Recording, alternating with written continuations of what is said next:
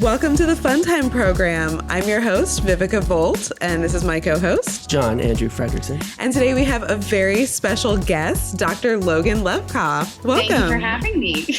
Yeah, I'm so excited. Obviously, we want to talk about some of your books, but I want to start with virtual sex ed. Virtual sex ed. Yeah, so I should probably say I am a sexuality educator. I have been for a really long time in a non-professional sense since the age of 15 when I was a peer HIV and AIDS educator in my hometown in the early 1990s. Wow, Yeah. Where was that? In Long Island. Okay, cool. Yeah. So, and it was this, in hindsight, it was this really incredible blip in time when even if no one's parents or families or schools had ever talked about sex before, because there was this HIV and AIDS epidemic, people stepped up to the plate and started talking about condom use and protection, and partially out of desperation, but the stakes were really high. So, there are parts of my generation that got this, amazing, if not limited, information back then. And then, of course, I've been working as a professional sexuality educator for the last 2 decades. That's awesome. So cool. First of all, I love talking about sex and all things sex education. So I'm just very excited. Good. I'm so glad. I mean, I feel like people exist on one of two sides of this debate. They love sex ed, or, they think that we are evil out to, ruin children for the rest of their lives. Yeah. If ruining children means giving them competent sex education, I think I'm fine with ruining these children. I know we have different definitions of the word ruin for some reason. Exactly. I mean, if you don't teach sex ed, kids turn to porn, and porn is not sex ed. For sure. And I remember sex ed for me in school, and I'm sure a lot of other people have had a similar experience. It's pretty awkward as a kid. You don't really know, it's stuff that you don't really talk about with your peers. You're just learning to kind of talk about it with your peers. But then this adult comes in and starts talking about these things that you don't really know anything about. And you're sitting with your peer group and it's kind of awkward. And you just posted on Twitter recently that you've had this experience where, one of the few things that's happening in the pandemic is that we're all learning to use this digital technology and Zoom. And it's all of a sudden being able to do sex ed where the children or the young adults, I guess, are in, the comfort of their own homes, that they're able to have a very different experience with sex ed. What has that been like? So it's really interesting. Virtual sex ed, comes with amazing opportunities, but also comes with challenges and accessibility issues. So I don't want to say that it's perfect, because clearly virtual education is far from perfect. Of course. Right. That being said, there are some really interesting moments where dynamics that take place in a classroom, particularly with children and adolescents who maybe are uncomfortable, maybe you're trying to figure out who they are, who are looking to their peers to either validate their reactions in some way. This levels the playing field a lot, because if I'm taking sex ed online, I'm not looking at the person next to me who maybe is, more popular than me in a classroom, who I'm looking at thinking, if I ask this question, if I raise my hand, if I smile, what are they going to think about me? Mm-hmm. Right. So that's been really interesting. It takes out a lot of that, in my experience, a lot of that peer pressure dynamic. Now with teenagers, that doesn't mean they don't use the chat box, but Of course. But in terms of participation, it feels like it's changed. That's awesome. So what age do you think is the great age to start kids with sex education? And what type of sex education do you think you should start kids with? It's a great question. My answer is birth. Wow. Wow. Okay. Yeah, I personally agree with that too. If you just normalize talking about sex, it doesn't become this weird, taboo, scary thing. Interesting. So what does that mean then in terms of the early ages and their exposure to sex talk? Yeah. So I think that we get tripped up on this idea that talking about sex means talking about how to have sex and different types of sex and where you put certain body parts, which seems ridiculous. Right. I like to think of this conversation about sexuality as literally something that we have from birth to death. I mean, it is the core of who we are. I mean, sure, it includes at some point our sexual feelings and desires and our sexual orientation, but it also is about how we identify and express our gender. Right. Body development, our body image and our self-esteem as it relates to our bodies, the roles we communicate and how we operate in relationships, even friendships, gender roles. There's so much to it.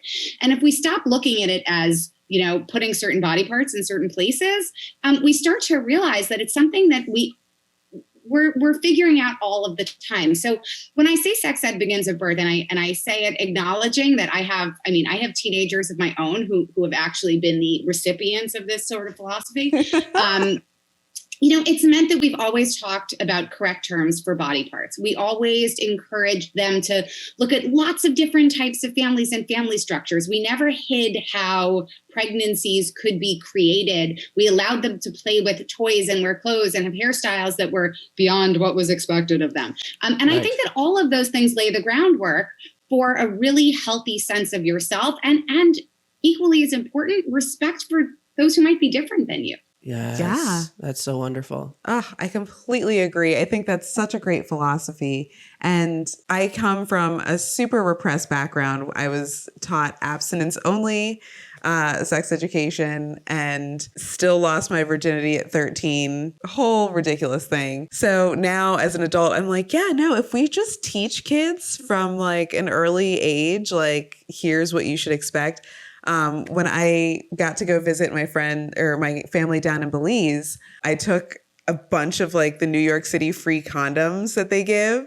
Like I took a big bag of them and I gave some to my 16-year-old cousin. And then I also gave some to my uncle because he has 15 kids. And I was like, yeah, you know, sir, it looks like you did not have the right sex education. Let me show you how this condom works. And I love that because I mean my kids I've worked with the Trojan condom brand for a long time as you know in the spirit of full disclosure on their sexual health advisory council. So ever since my son is almost 16, ever since he was born, I get a lot of products that are sent to our apartment all the time. So you know we used to open them together and like thousands of condoms would spill out and we had so much fun talking about them and thinking about them, not so much in terms of sex products, but that they're actually health products, right? It's a symbol of respect and responsibility. And the sooner we can change that framework, as opposed to thinking of them as something that makes you not trust your partner or that there's something wrong with you or your sexual health. Right. You know, I think the better off we are. And I think, Vivica, to your point earlier, also this idea that when we talk about sex, we're also talking about our body's capacity for pleasure and masturbation and not necessarily just about partners, but figuring out who you are and what you can do on your own. I love that. I love, though, the way that you just phrased that about how sexual protection is about health. And it's about caring about your partners, and not just caring about yourself, but caring about your partners. How do you think the pandemic has changed people's perspectives on how our own personal health decisions have effects on other people around us and people that we care about? Because it's been so interesting how living, you know, a sexually free lifestyle, you have to worry about like if you're protecting yourself because then the next partner you sleep with, you have to be protecting them as well. But it's only people you're sleeping with. Now here's the pandemic. And it's like, if I'm not protecting myself by wearing a mask and socially distancing, and then I go home and visit my family, I'm exposing my family to things that previously I'd only be worried about exposing sexual partners to. And it's like, I think that people who maybe haven't lived more of a sexually liberated lifestyle are now more aware of this idea that we are so interconnected in our own personal health decisions, whether it comes to choosing whether to vaccinate or not. I grew up not vaccinated until my adult age, and having to like study this and learn, well, why do we vaccinate ourselves? You know, are we just worried about our own selves and whether or not we're going to be exposed, or are we worried about our contribution to the greater health of our community? Do you think that the pandemic is changing people's perspectives on that in a way that maybe will have a positive impact on their sexual health decisions? I sure hope so. The pandemic has really highlighted what most of us who are sexuality educators or public health educators have really talked about for a long time, right? Having these conversations about risk, what we are willing to take risks on, what we're not, how to navigate protection, how to navigate a partner, a friend, a parent who may have contracted something, and how does that impact our choices and how we communicate with that person, especially if we're sharing our bodies in some way. So I think that we've been practicing this for a long time, but as we know, humans have trouble with conversations they perceive to be awkward. Yes. It's the one thing. It's the thing that I've seen so much of in the last 5 years with my students. So I have the sheer privilege of being able to work in a lot of different schools. Whether it's co-ed or single sex or gender, religious, secular. Kids who have learning disabilities, specialized schools, that a lot of different places and a lot of different age groups. And thing that has become abundantly clear, and I do think that social media has played a role in some way in it, is that we have this perception that the way in which we communicate and express ourselves in a sexual or romantic way, it has to be perfect and cool and smooth, because so much of life seems to be manufactured and everything looks so filtered and lovely, that they're so concerned with asking questions, whether it's about consent, whether it's about pleasure, whether it's about, have you ever been tested for an STI or tested positive for an STI? They're so consumed with saying these things, but not being awkward. And I fear that awkward has become a bad word, instead of recognizing that vulnerability has always been a part of sex and sexuality, and that's okay. Yes. And there's a lot of value in being awkward and getting past it and teaching us resilience. But that's hard for a lot of people to navigate. That's so amazing. And that's so wonderful, because I love the way you talk about it, being this lifelong journey, right? It's like, if you normalize these kinds of otherwise awkward discussions, and even if you're not necessarily having a conversation with a 3-year-old or a 5-year-old or an 8-year-old, they hear people talking about it in a way where they recognize that, like, maybe it's a little awkward, but it's much less awkward than if it's never talked about. And all of a sudden you're 13 years old or whatever. And it's like, now we're going to have to talk about the birds and the bees. And this is just as awkward for me as it is for you. So let's just do it and get it over with. And we'll never talk about it again. You know what I mean? It's like, the more people, the children are exposed to just the fact that this is happening and people are talking about it, and eventually they're going to talk about it and it'll be a part of their lives. I think that reduces the awkwardness. And that's why that's so important. I love, though, the way that you talk about social media and how that's kind of influencing every aspect of our identities, the way we interact with each other. But of course, now with these teens growing up in the social media world today, you have this incredible book, which we absolutely have to plug. We actually got 2 copies of it. We've been reading it over the past week. It's called Got Teens, and we're going to put this up on the screen so that people can see it better. And we'll put a link in the description as well. Got Teens, the Dr. Mom's Guide to Sexuality, Social Media, and Other Adolescent Realities. How has social media played a role now in this ever-changing world of teenagers coming of age and learning how to build their identities and embrace themselves and interact with the world and each other in new ways as adults?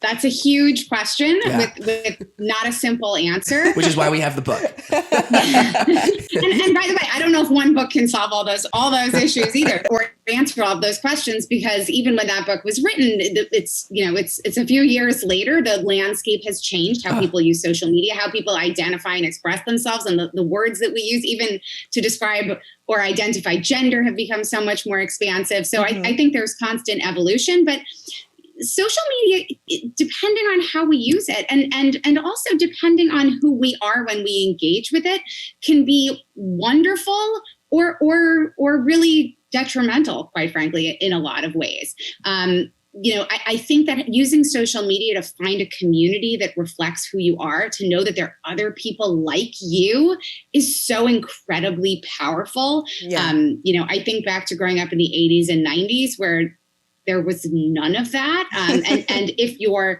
sex education was fairly heterosexist and just limited in general, this idea that there were people like you would have been incredibly empowering and really probably would change the people's trajectory in terms of how they interacted with others, how they took care of themselves, self-esteem. So I think that that's incredible. that you can find your community. Of course, this idea that you have to define yourselves in these little moments, that they have to be perfect and witty. I have a very good family friend who is a teenage daughter who's like another child of mine. And I remember the year that she told me that she couldn't post a certain Instagram photo. She couldn't do birthday posts because it didn't match with the rest of how her page was laid out, and it had to be a certain color scheme. And I just thought, oh, she was why are we doing this? Yes. Yeah. Especially like if people in your life are going to like you less because of the post that you put and it doesn't match the rest of the page, then honestly, the people you're surrounding yourself with are assholes. Yeah. And I think that's right.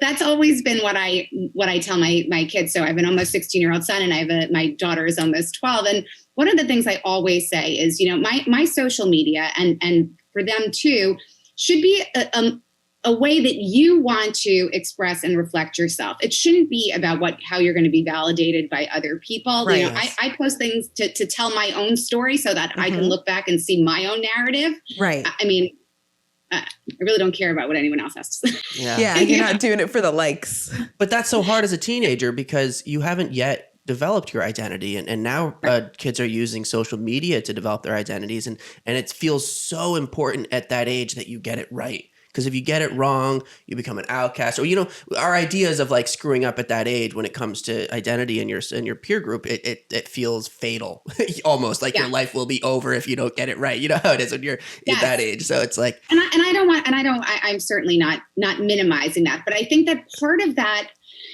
I think that there are certain things in my perfect world, before we give young people access to technology and social media, and I'm not saying that there's a particular age in which that like is a magically great decision, but I think that there's so many conversations that can take place before about, developing your identity, respecting other people, healthy relationships, healthy friendships, so that if someone responds to you in a negative way, you have the tools to say, you know what, that person does not have my best interest at heart. And that's not the person who I should be putting on a pedestal in terms of their opinions of me. Right. Yeah, no, I think that's very important. And I also think it's strange because like we are the last generation that remembers growing up with life before the internet. Before cell phones and smartphones. And so the generation behind us, like the next generation, they're starting off with social media.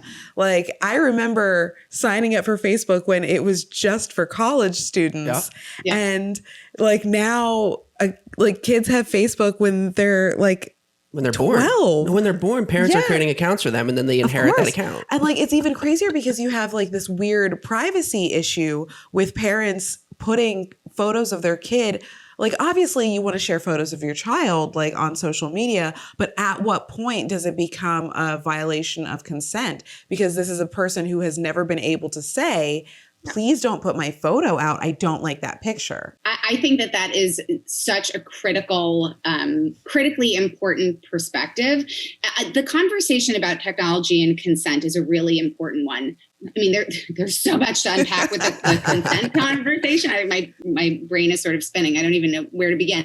But I do think I do think that allowing young people to decide for themselves how they want to be publicly represented is beyond ethical and legal. It's the responsible thing to do if we are parents or caregivers or guardians.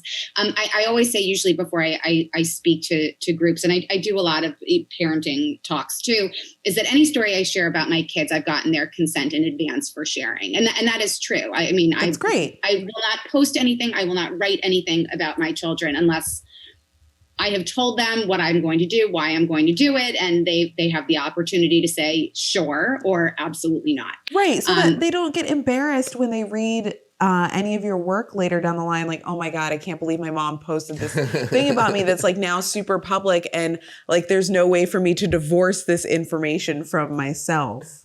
Yeah, I saw a clip online through one of the feeds about one of these super popular YouTube families who had posted a video and a whole conversation about the fact that their daughter was texting a boy, right? Yeah, I think I saw that. And I thought, first of all, you are inviting all of these people to comment on something that is a really typical part of development. And by the way, just because she was texting a boy doesn't mean anything about anything. Right. But I felt so badly. Because now, so unfair. Now something that's like kind of embarrassing for this child, like as a part of growing up, has become up for public debate and discussion, and you have strangers giving you advice or telling you how to live your life.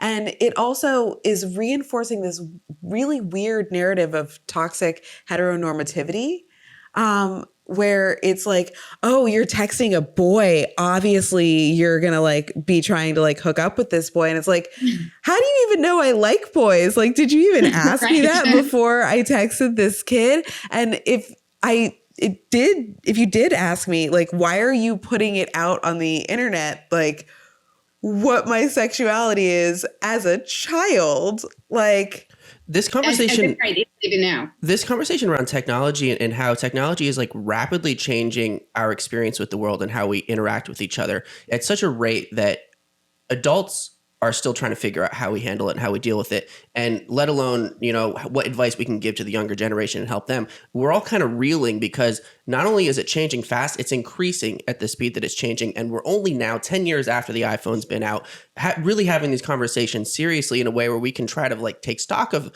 what's going on and try to change the conversation and give good advice on it.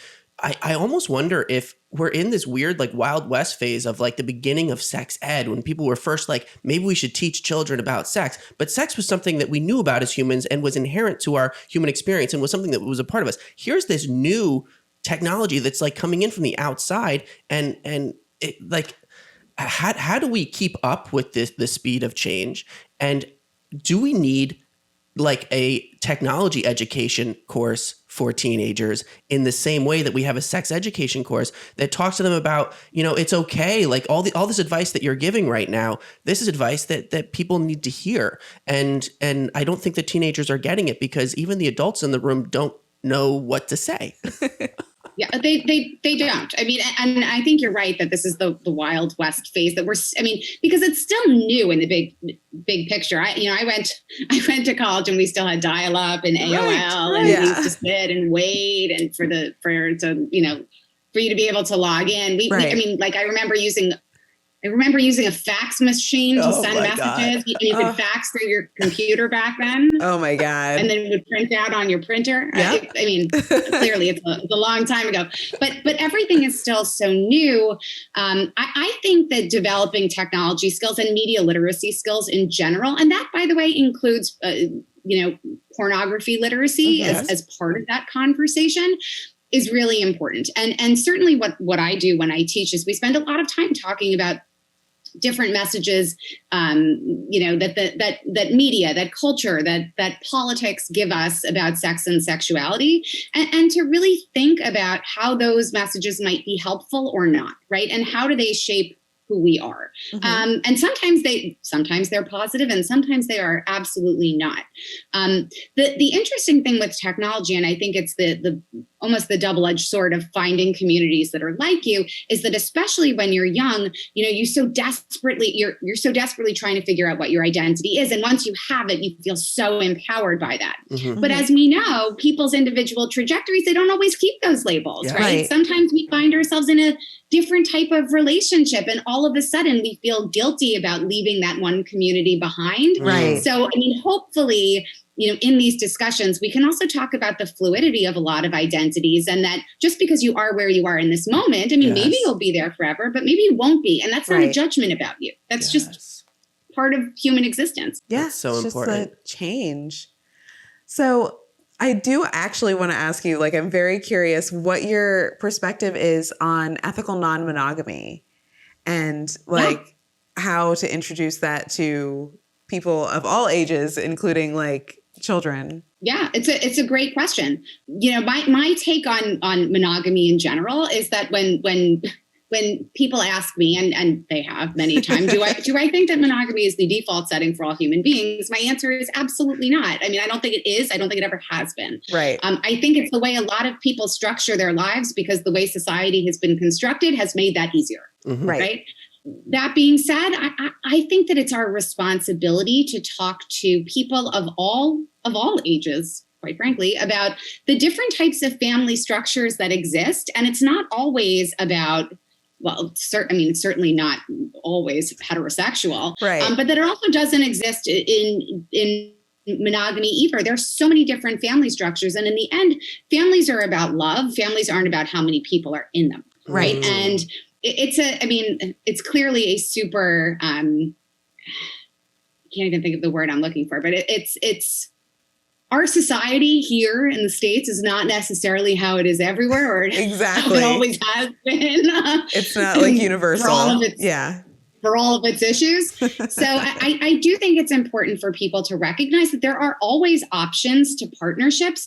The one thing I have always told my adolescent students in particular is that it is absolutely okay to want to be with someone for a moment or a lifetime or a month or whatever it is, as long as we are really upfront about our expectations before we engage in a relationship. And of course, that gets back to those vulnerable, awkward conversations. Right. Yes. But I think that oftentimes we do things and cross our fingers that someone is going to like figure out what we want. And that's a really hard thing to mind read. So as long as we're all upfront and feel confident saying, I want a relationship, or you know what, I'm not interested in a relationship. Or you know what's even harder about being upfront is being honest with yourself as things are as you're changing.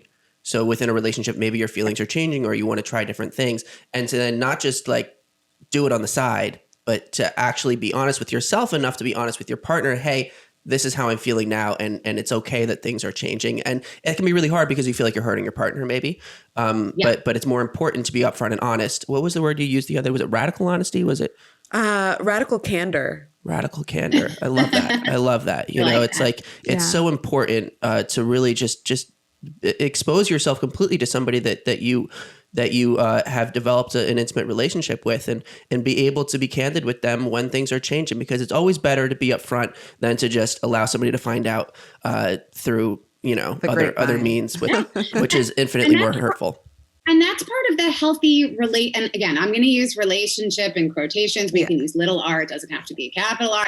But that's part of the conversation, to talk about needs and wants, and how to gracefully and respectfully talk to potential partners or when things are changing, and how to do that in a way that validates not just who you are, but also who they are. And those things are really, really hard to do because they're so deeply rooted in all of these hideous double standards that we have about gender and sexuality. And all of those things prevent us from speaking up for what we really want and what we really need. Yeah. It's a vicious cycle. Yeah. What do you think is like one conversation that people starting off a relationship, whether it be a couple or a throuple or whatever the case may be, what do you think is like one conversation that most partners should be having but somehow always miss? Well, I'm not sure they always miss it, but they typically miss it until it's too late. Right. Probably. Skip it, put it off or something. Yeah.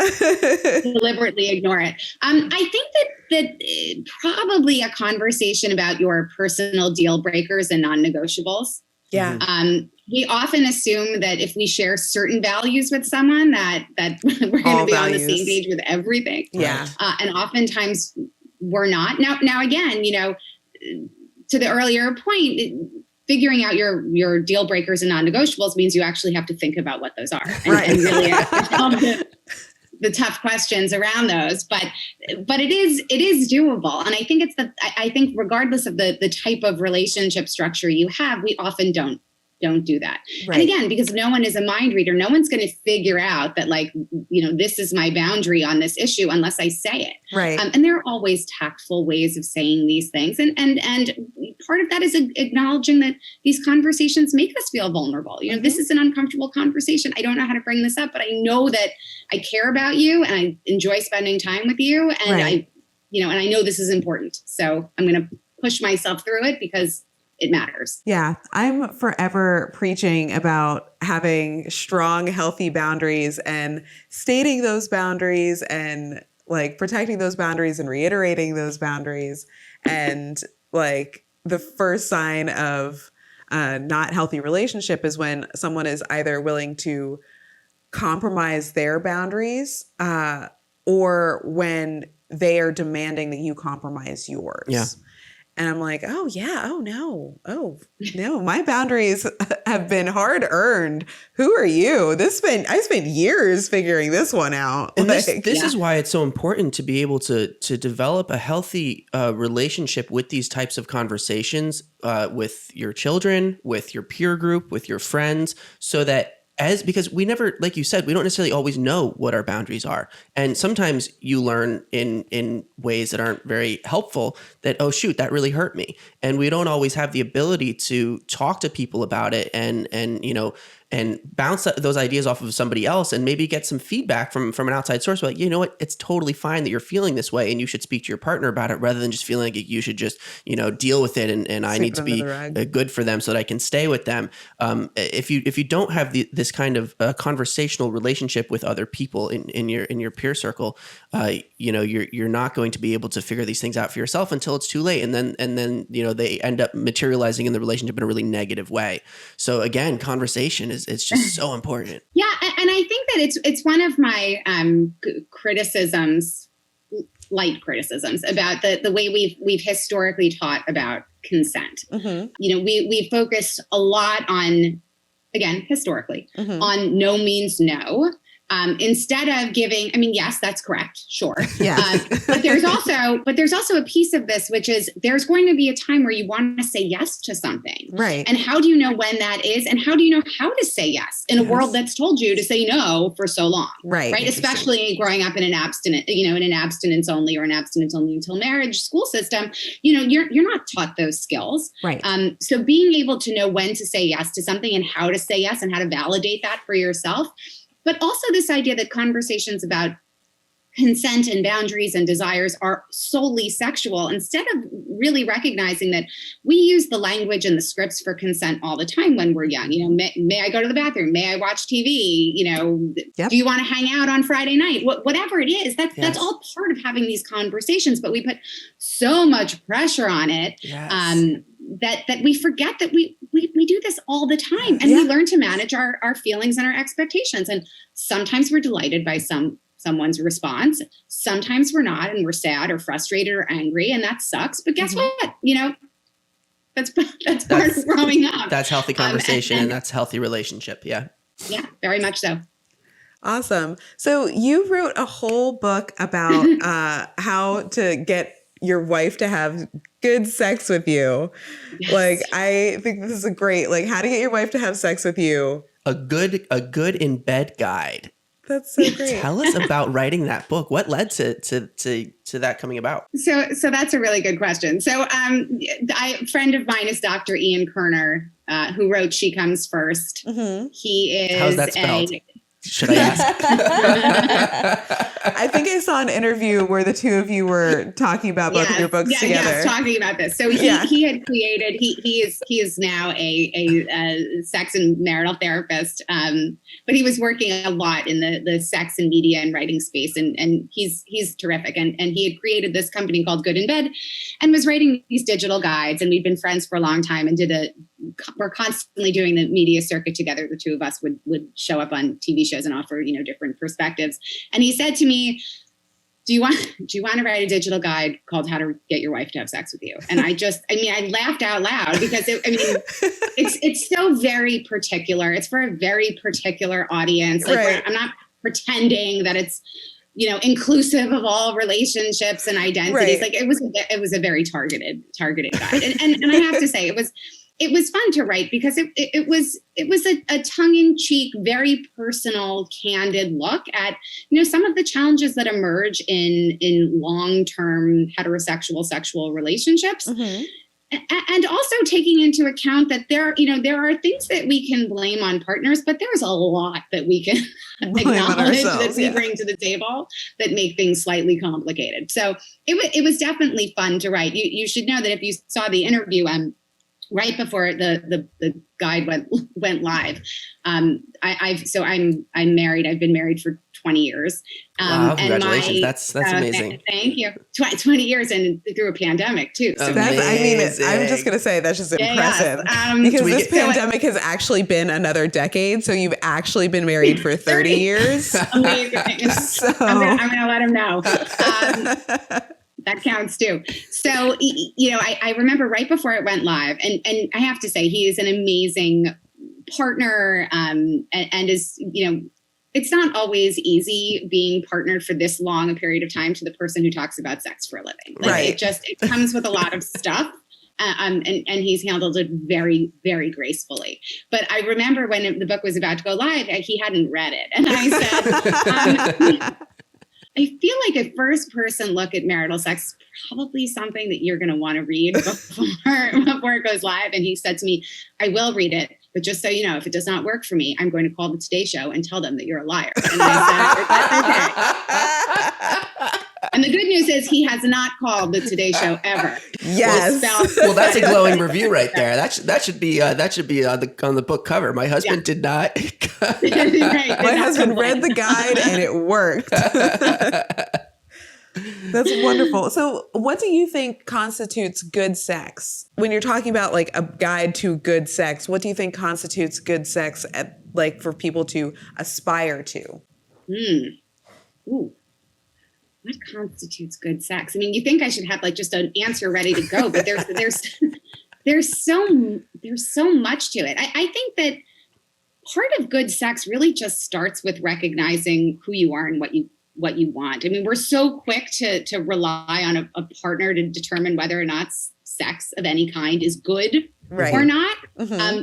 But it's not really up to them, right? I mean, we know what feels good to us. We know what feels fulfilling. We're willing to communicate that. And, we have to be willing to listen. Right. I don't think that people are bad. I think that people either listen and communicate well or they don't. Right. Right.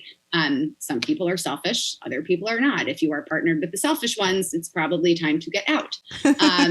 Yeah. So I believe that good sex is about recognizing what you need to be fulfilled, and finding a way to respectfully translate that to someone else and put their needs on par with yours as well. That is obviously really hard thing to do. Surprisingly, yeah. Yeah. And I mean, and it shouldn't be, but I tell my students a lot that one of the, I have to come up with how did I phrase this?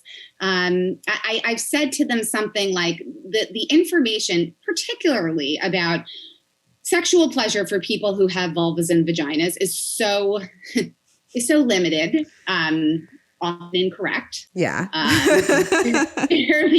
Very poorly studied. Male lens. It's through a fairly heterosexual lens. It doesn't really, reflect what most of us experience or feel. Right. And the problem with that is that if those are our only paradigms for seeing sexuality and sexual pleasure, what happens is if our own personal experiences don't match what we've anticipated, we do two things, right? We look at ourselves and say, I'm broken. There's clearly something wrong with me. Or, we look at the person next to us and say, no, there's something wrong with you. Right. Right. And neither of those are good options. And neither of those are correct. Right. No, I completely agree. And I think that for me, I'm constantly talking about I guess I'm the preachy one of my friends is constantly talking about boundaries and polyamory and safe sex and talking normalizing talking about getting tested and just sexual health in general. And I think it's just really interesting to see how many people just kind of oh my God, you're talking about something sex related. We did an episode on kink, and it's just really funny to see how many people were just oh my God, they're talking about kink, and I must see this taboo episode. So far, though, it's been our most watched episode, which is really interesting because we haven't necessarily had a lot of conversations with people about it, but we noticed that people are really watching it. Which is what you want. There's no one way to be a sexual being. And instead of looking at, and I say this loving Law and Order and Law and Order SVU. I will own that, but that's not the way we should learn about, non-vanilla sexual lifestyles and experiences. Right. You're so right. That's not the way to do it. So to have a platform and a forum where you can talk about BDSM, kink with a capital K, polyamory and consensual non-monogamy is really important, because otherwise people are going to rely on mass media for those sources, and the information they get is going to be very limited. Skewed. Yeah. My perspective, coming from a much more vanilla background, is that even if you're not interested or planning to go down that route of getting more kinky or really like opening up your sex life in a more elaborate way, simply knowing about what's out there and about other ways that people engage in loving relationships. We had the most amazing conversation. We're just finishing up this episode. We're going to put it out tonight with a shibari expert from London. And I've only known about shibari from a distance. You go to, a photography museum or the Museum of Sex. They had a wonderful exhibit on shibari, and you don't understand it just looking at photos. Talking to this gentleman about what got him into shibari, he was talking about how the gay hookup scene was leaving him really unfulfilled. And he started engaging in kink and then eventually shibari as an opportunity to slow down and have more intimate experiences, long drawn out intimate experiences with his partners. And that, to me, it just never crossed my mind that what people are doing is they're developing additional languages to love each other. And that's what kink is about. It's not just about acting out some weird fantasies or like weird things in the back of your head that maybe you should feel guilty about even having those desires. That's kind of how it's portrayed in the mainstream media. It's like, oh, maybe I'm attracted. I saw a porn once and that really turned me on, but that's disgusting. I can't admit to anybody that I was turned on by that, rather than recognizing it like people are developing more elaborate languages, and you don't necessarily have to take them on, but knowing that they exist and knowing that you might come across a partner who may have some desires that are outside of those boundaries, and that it's okay to explore them together in a loving way. I think that that's so important to the conversation, just simply having it in your knowledge base. Yeah. And there's I think we're so quick to talk about sex and focus on acts of, as opposed to talking about eroticism and sensuality and right. a lot of spirituality that's connected with a sexual experience too. So it does not surprise me one bit that people would be interested in hearing about all of those things, because I think they are fascinating. And I think that we constantly want to figure out, in part of the conversation about boundaries is, where are my boundaries? What are my options for boundaries? And what is the type of partner that will allow me to feel safe and vulnerable in a way where I can test those boundaries or not? Yeah. How has the sexual education, sexual knowledge world that you've been working in, how has that changed over the course of your career? How is it different today than when you first, as a 15-year-old started getting involved in learning about and talking about and yeah. So when I started in this field as a teenager, it was obviously very targeted to the prevention of HIV. Right. It was very focused on protection and testing.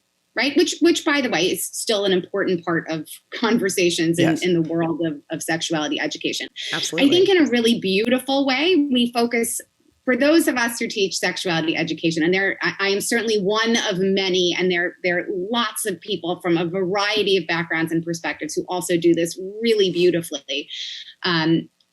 That we talk more about, the different ways we identify ourselves, that before we talk about all of those like how-to stuff, there's this expansive vocabulary about identity and gender and expression and relationships that we can be talking about. When I teach, I often, if I'm hired by a school, I'll often tell them, you're never going to get me to just jump into talking about something like consent or healthy relationships without talking about the difference between sex and sexuality, assigned sex at birth, gender identity, gender roles, sexual orientation. Do you get pushback on that in certain communities? So admittedly, no. I have to say, I've been really, really lucky. Okay. No, I mean, that's great that they're at least willing to hear you out. Like, okay, well, if these are the terms and conditions, fine, we'll sign up. That's fantastic. Yeah. granted, being in New York City does help. We're in a bubble. I'm not going to pretend like it doesn't. I did. Yeah. Yes, for sure. I did have years ago. I had an experience where I taught this amazing sexuality education program at a single sex gender girls religious school who for 7 years, I mean, it was incredible. And then a parent actually of a kid that I did not teach became infuriated and sort of called the level above the head of the school. So called the organization, the donors, and then went, and I disappeared. But I have to say that was one out of, hundreds and hundreds of experiences. But I've been incredibly lucky. And I think that part of that comes from developing, after years of education or teaching, a language to explain why these things are important and how they relate to everyone, regardless of what your political, religious affiliation may be. It's not about any of those things. These are issues that we deal with throughout our lives. And, if we're concerned about the health and well-being of future adults, then it starts now. That is so wonderful. And that's why it is so important that people like you are doing this work, and you are spending the years and the time and building the relationship with people and understanding people and developing the languages to be able to explain this to people who, for them, it may be a completely foreign concept why this is important, but yet we still need to break through to people like that, because it is people and communities like that maybe need this kind of education and conversation more than anyone else. So that's so wonderful. It's so wonderful to hear that that's been your experience, and that you're going to continue doing that work and sharing your knowledge with people and coming on our show and doing it here. So we really appreciate that, and your wonderful books. Yeah, absolutely. Thank you. I mean, it's a real privilege to be able to, have access to communities and provide them, be a direct source for information about sex and sexuality, and also being able to recognize that the question that you asked about how has sex ed changed. I mean, we didn't talk in expansive terms about gender and identity years ago. Even 5 to 10 years ago. Didn't even know how important it was then, though. You know what I mean? I feel like our own knowledge is just so rapidly expanding. I mean, I think the people who were most affected by it knew how important it was, but the social construct at large didn't seem to know the conversation. Right, and from an administrative perspective in schools and organizations, it would have been hard to get buy-in from people, but we recognize that there's a human rights element to all of this. And we can't, I mean, we should have never stuck our heads in the sand, but we should not do that. And mass media has changed too, right? I mean, regardless of whether you like RuPaul's Drag Race, the fact is that, identity and expression and gender roles are now in our mainstream vernacular. It is super cool to be working with elementary school students who can name every queen on, the latest season of RuPaul's Drag Race. Amazing. So right? Cute. Because it's certainly not the education that I got. And I did not grow up in a conservative environment by any stretch of the imagination, but we just didn't have that mass media diversity available to us. And now they do. So if, as one last question, I wanted to ask you if there's one way that you think, or maybe not one, but if you think there is a way that we could start fixing sex education in America, what steps do you think that we should the baseline steps that we should start with, and where we should go to start normalizing and fixing sex education to make it more expansive across getting closer the to the experience that you're bringing to the table here in New York. Right. So I'm so glad you said not one thing, because you clearly know by now that I'm way too verbose and I can't talk about not one thing at all. There's no one fix to I'm our just education teasing. system. I mean, we've got all day. So one of our biggest challenges as in the community, in terms of school-based sex ed, we'll just start there, because I think that's where most young people are being impacted, either by crappy sex ed or non-existent sex ed, is that most parents and caregivers and guardians have actually no idea what their schools are doing. They think they know what they're doing, but they don't really know what the content is, what the agenda may or may not be, who's teaching, what their experience is in teaching. I mean, I would rather people have no sex ed than be taught by someone, who has no background in talking about sexuality and development with young people, because it could be so scarring to someone. Or has never even had sex themselves. Yeah. In some cases. I mean, I always laugh when I tell people, like, I am not the gym teacher. And by the way, there's nothing wrong with a PE teacher teaching sex ed if they've been trained to teach sex ed. Yes. But sexuality educators know that we are in general a very underrated profession. People don't seem to care that much about us, even though we do a lot of really important work and on all different levels. So first step, know what's going on in your respective community. And parents and caregivers have a lot of power locally in terms of pushing school boards and agendas and making sure things get done. And also just pairing up with organizations and people in your communities who provide the best allyship. It is unconscionable to think that the laws pertaining to sex ed in this country are so batshit. We have states who we don't even have a universal law saying that sex ed has to be medically and factually accurate. Right. Which is, you would think the baseline. You would think that would just be the baseline. Like me going into a history class and just lying, making up facts and saying, okay, that's your history.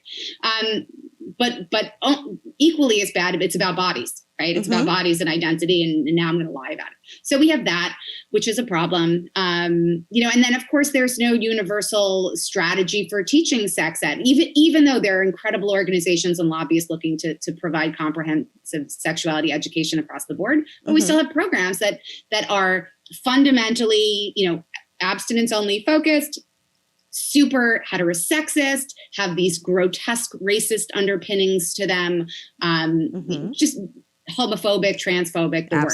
So it's important that people figure out what's actually being taught, and then finding the organizations and the people in their communities who can help them fight the good fight.